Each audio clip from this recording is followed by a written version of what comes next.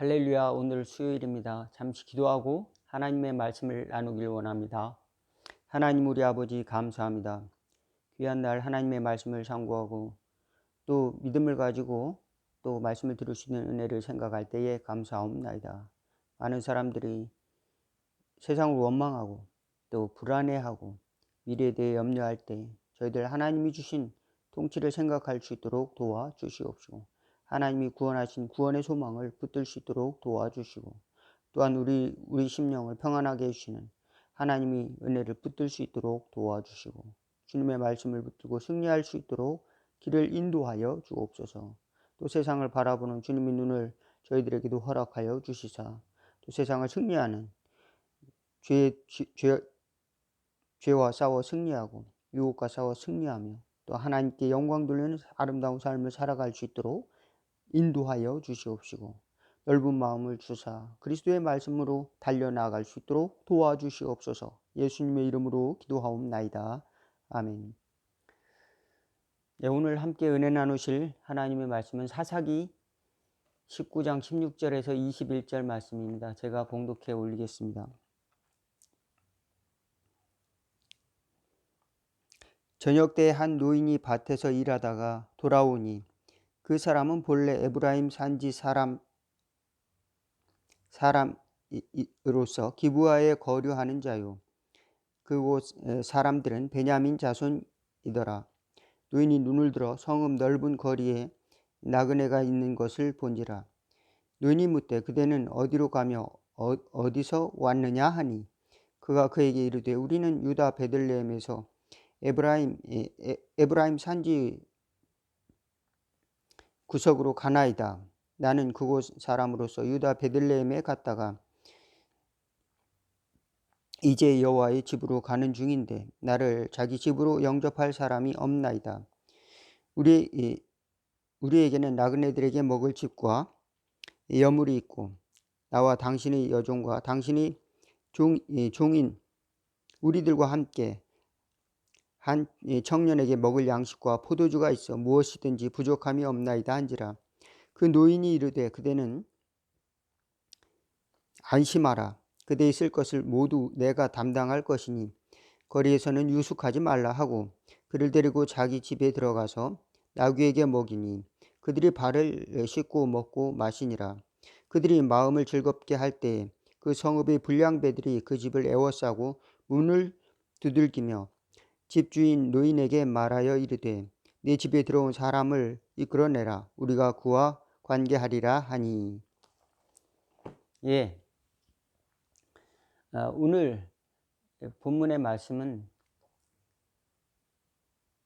한 레위인이 고향 에브라임을 떠나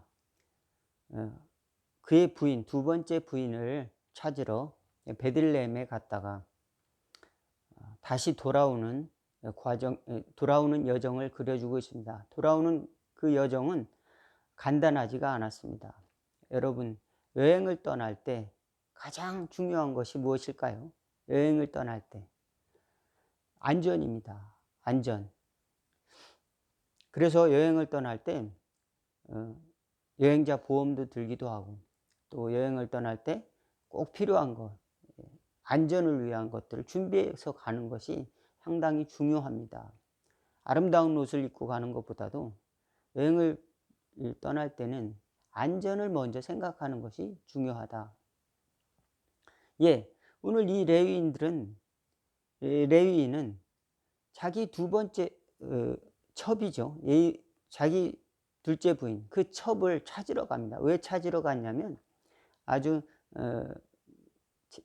희한한 이야기가 있습니다. 그 여자가 부정한 짓을 했습니다. 잘못된 짓을 했습니다. 그리고 그 남편에게 미안했든지 고향으로 갑니다. 고향으로 도망쳐 가요. 그 여자가 고향으로 도망쳐서 4달이나 돌아오질 않습니다. 그러니까 이 레위인이 그 여자가 생각이 났는지 그를 데리고 와서 달래서 살아야 되겠다 이렇게 생각하고 그를 찾으러 갑니다. 그를 찾으러 갔는데 그곳에서 그 장인이 우리 이제 여행하기도 힘든데 며칠 묵어가시오. 그래서 하루 지나 이틀 지나 3일 지나 나흘 지나 닷새 지나 엿새까지 엿새 아침에 이르러서야 비로소 짐을 챙기고 떠납니다. 그 전에 출발하려고 했지만 그 사람들이 더 묵어가시오 하는 것에 이제 유혹을 받아서 그곳에서 계속 있다가 나중에 이제 여섯째에 출발을 하는데, 문제는 그 여섯째 날에 일어납니다. 여섯째 날에 다 집에 돌아올 수 있지가 않는 거리였습니다. 그래서 여섯째 날 길을 가다가 저녁이 되어서 갈 곳이 없는데 여부스라고 하는 땅에 이르렀습니다.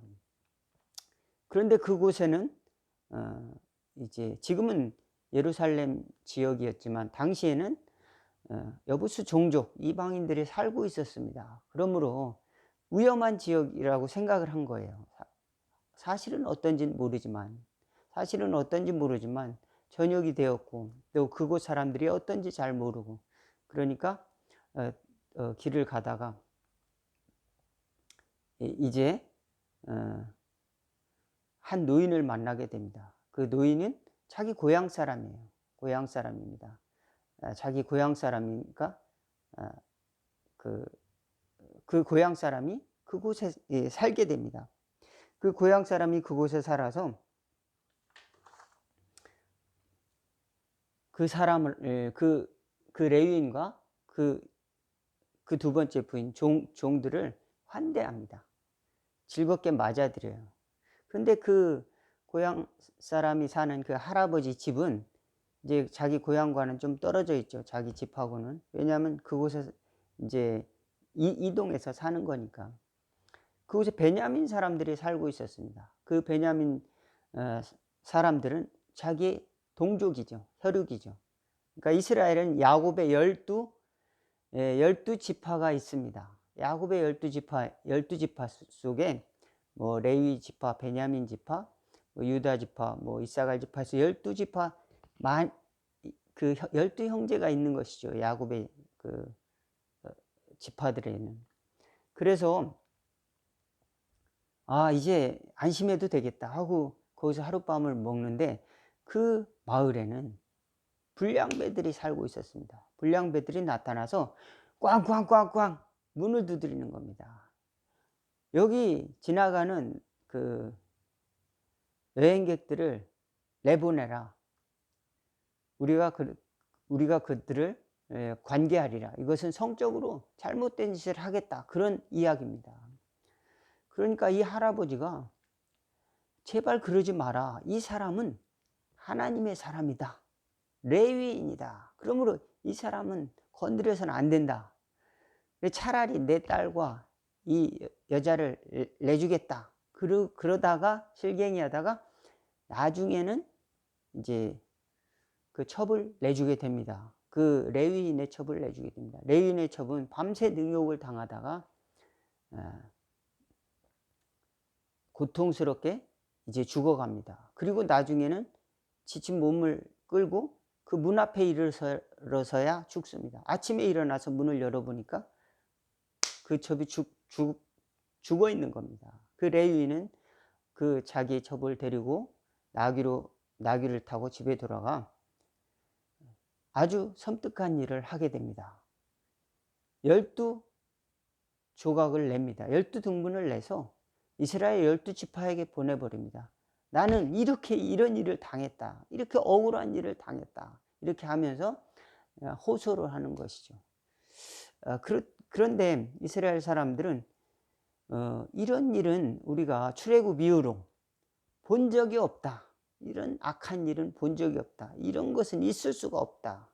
그래서 이스라엘 연합군을 조성합니다. 야, 이런 건 문제가 있지 않냐.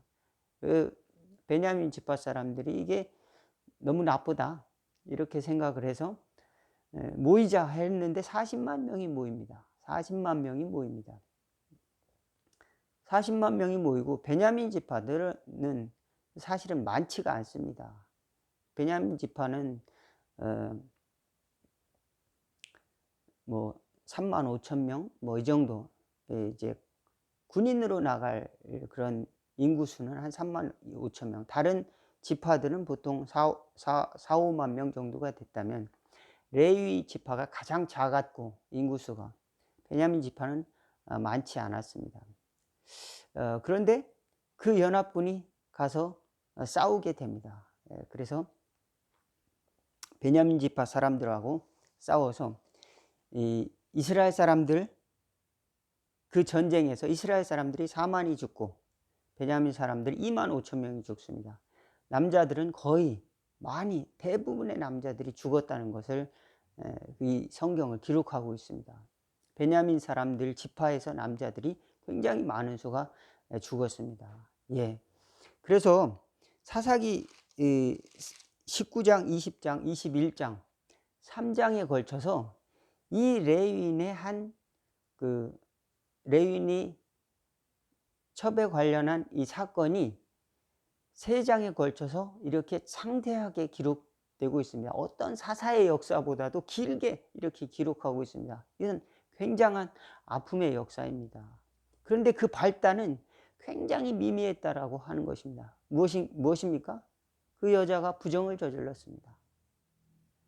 거기에 대한 해결 방법, 거기에 대한 수습 방법에 대해서 이 레위인은 바른 방향성을 갖지 못했다라고 하는 것입니다. 자기가 싫어서 떠났다면은 그것은 그 여자의 삶을 존중해 주든지 아니면 잘못했기 때문에 거기에 대한 문제에 대해서 문제를 걸어야 되는데 그렇지 않고 거기서 6일이나 걸렸답니다. 레위인들은 숫자는 적었지만 그래도 이스라엘 사람들에게 인정을 받았어요. 왜 그러냐면 하나님의 말씀을 섬기는 그 사람들로서 또 하나님의 봉사의 일을 섬기는 사람으로서 굉장히 어떤 중요한 역할을 감당했습니다. 돈은 없지만 돈은 많지 않았어요. 왜냐하면 그들은 그 토지를 그만큼 분배받지 못했기 때문에 그렇습니다. 그렇지만 나머지 사람들은 그들을 이렇게 존중해서 레위인들을 먹여 살릴 수 있는 그런 제도가 있었습니다. 그렇지만 모든 사람이 다 레위인들을 공경한 것은 아니지요. 그러나 이 할아버지는 그들을 환대했다는 것입니다. 그런데 그 환대가 결과적으로는 이 레위인에게 굉장한 배신감, 나를 받아준 이 민족이, 이 형제들이 나를 이렇게 공격을 하고 억울하게 만드는가, 이렇게 해서 그것을 해결하는 방법을 굉장히 폭력적으로 복수하는 방식으로 풀어버렸습니다. 여러분은 어떻습니까? 네, 우리에게 죄의 결과로 말미암아 나타난 현상들, 나타난 결과들을 우리가 극단적으로 해결하는 방식으로 찾기 시작한다면 우리 온통 세상이 죄악으로 물들어 버릴 수밖에 없을 것입니다. 극단적으로 사람은 개인주의적이 될 수도 있고 또 자기 의가 곧 모든 사람의 의라고 생각을 해서 자기 의로 모든 사람을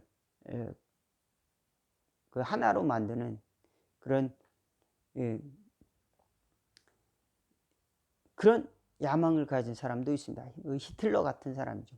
그러나 자기 의가 곧 하나님의 의가 아니고 자기 의가 곧 여러 사람들의 의가 아닐 수가 있다는 것을 알 수가 있습니다.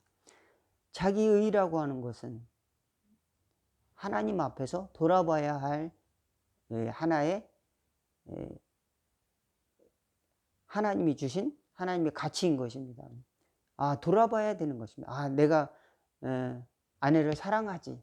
그것 또한 자기의 감정이죠. 자기의 감정이고. 그리고 이건 나쁜 거지. 이건 옳고 나쁜 것이지.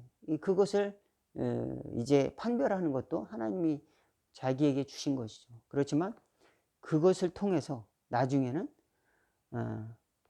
전쟁이 일어났던 것입니다. 그래서 이스라엘 사람 6만 5천 명이 남자 장정 6만 5천 명이 이제 죽게 되는 것입니다. 아직 여부수 땅을 정복하지도 못했습니다. 여부수는 예루살렘입니다. 작은 개혁이 작은 죄가 하나님의 큰 공동체에 큰 문제를 일으킬 수 있다는 사실을 우리는 죄의 결과가 또 이렇게 무서운 것이라는 것을 깨달아야 됩니다. 그러나 우리는 때로는 다른 사람도 다 그렇게 사는데 하고 자꾸 가면으로 또 포장하려고 덮으려고 하다 보면은 그것이 자신을 방어하기 위해서 야 너희들은 얼만큼 더 큰 죄를 저질렀는지 알려줄까? 라고 하면서 자기가 한 것은 그저 로맨스고 다른 사람이 하는 것은 불륜이다. 그렇게 이야기할 수도 있습니다. 그렇지만 오늘 그 죄의 결과를 적나라하게 성경은 밝혀주고 있습니다. 저와 여러분이 이 사건을 통해서 하나님 앞에 우리 자신을 돌아보는 것이 얼마나 중요한 것인가를, 그리고 정확한 방향성을 가지고 살아야 되는 것이 얼마나 중요한 것을지를 가르쳐 주고 있습니다. 레위인들은 가장 작은 집단이지만 또 특권을 가졌다고도 볼 수가 있습니다. 그렇지만 그 특권에는 또 그 특권만큼의 의무가 있는 것입니다. 6일이면은 6일을 지체했다고 하면 안식일이 지난 겁니다. 5일 저녁부터 토요일까지는 안식일의 의무가 있는 사람들이 레위인이었습니다. 오늘날 저와 여러분들에게 어떤 의무가 있을까요? 성도들은 어떤 의무가 있을까요? 우리 자신을 돌아보고 우리와 같이 고난을 당했던 이웃들을 돌볼 수 있는 그런 성도의 의무가 우리에게 주어졌다라고 하는 사실을 기억할 수 있기를 바라겠습니다. 나와 같은 처지에 있던 사람들에게도 조금 이해할 수 있는 그런 마음. 나는 죄인이었기 때문에, 난 그전엔 죄인이었지만 이제는 죄인이 아니야. 그리고 너희들은 다 멸망의 자식들이야. 이것이 아니라 나도 너희와 같은 사람이다. 나도 그렇지만 다만 똑같은 죄인이지만 하나님이 나를 먼저 부르셨을 뿐이다. 이것을 기억해야 될 줄로 믿습니다.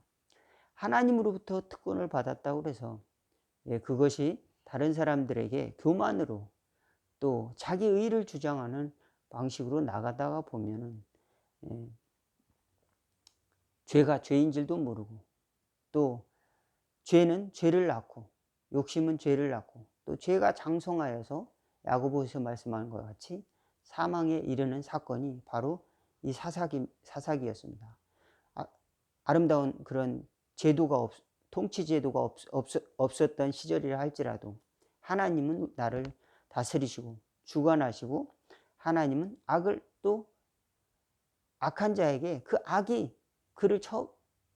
악으로서 하나님은 갚아주시고 선은 선으로서 갚아주신다는 이 믿음을 갖는 지혜가 있기를 바라겠습니다. 그렇습니다.